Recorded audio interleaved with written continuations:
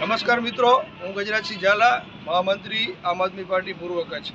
આજે આપણે આવ્યા છીએ અંજાર ડેપ્યુટી કલેક્ટરની સામે જે પાણીનો ટાંકો બન્યો છે જીયુડીસી દ્વારા. નલ સે જલ યોજનામાં 27 કરોડની આ યોજના છે.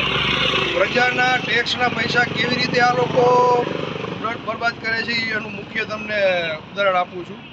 સુરત, વલસાડ જે રીતે પાણીનો ટાંકો ધરાશય થઈ ગયો, એવી જ રીતે અંજારમાં આવો જ કંઈક બનાવ બની શકે છે.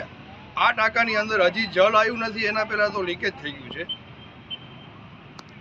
જીયુડીસીના અધિકારી, જીયુડીસીના એન્જિનિયર તેમજ કોન્ટ્રાક્ટર દ્વારા આ ટાંકો કેવી રીતે બનાવાયો છે ને એ જ નક્કી નથી થતું.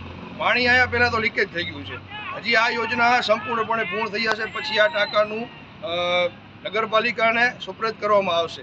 ત્યારે હું નગરપાલિકાના ચીફ ઓફિસર તેમજ પદાધિકારીઓને વિનંતી કરવા માગું છું કે આનું સુપ્રત કરે એના પહેલાં બધી પ્રકારના ટેસ્ટિંગ થઈ જવા જોઈએ. લીકેજ છે કે નહીં એનું સર્ટિફિકેટ લઈ, કમ્પ્લેટ બાંયધરી લઈ ત્યારબાદ જ નગરપાલિકાએ આનું હેન્ડઓવર લેવું જોઈએ. કારણ કે કાંઈ પણ બનાવ બની જશે તો ટાંકો પડી જશે અને કોઈ પણ જાનહાનિ થશે એની તમામ જવાબદારી નગરપાલિકાની રહેશે. માટે ખાસ કરી આનું ગમે ત્યારે હેન્ડઓવર લ્યો ત્યારે ફૂલ ચકાસણી કરી ત્યારબાદ જ આ નગરપાલિકાને સુપ્રત કરવું જોઈએ. પ્રજાના ટેક્સના પૈસાનું તમે જોઈ શકો છો કેવી રીતે આ લોકો ભ્રષ્ટાચાર કરે છે. આ યોજનામાં મોટા પ્રમાણમાં ભ્રષ્ટાચાર થયો છે. પ્રશ્ન કરવા જોઈએ, અંજારના લોકોએ જાગૃત થવું જોઈએ. જય હિન્દ, જય ભારત.